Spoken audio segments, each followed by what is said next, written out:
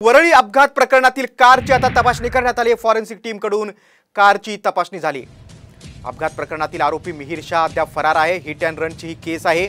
वरळी अपघात प्रकरणातील आता कारची तज्ञांकडून तपासणी करण्यात आलेली आहे। मात्र ज्यांनी धडक दिली जो मिहिर शाह तो अद्याप फरार आहे।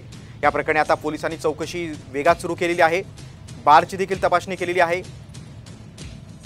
वरळी अपघात प्रकरणातील जी कार आहे संबंधित कारची आता बघतोय आपण दृश्यामध्ये तज्ञांकडून ही तपासणी केली जाते। वरळी अपघात प्रकरणातील कारची आता तपासणी करण्यात आली। फॉरेन्सिक टीम कडून कारची तपासणी झाली।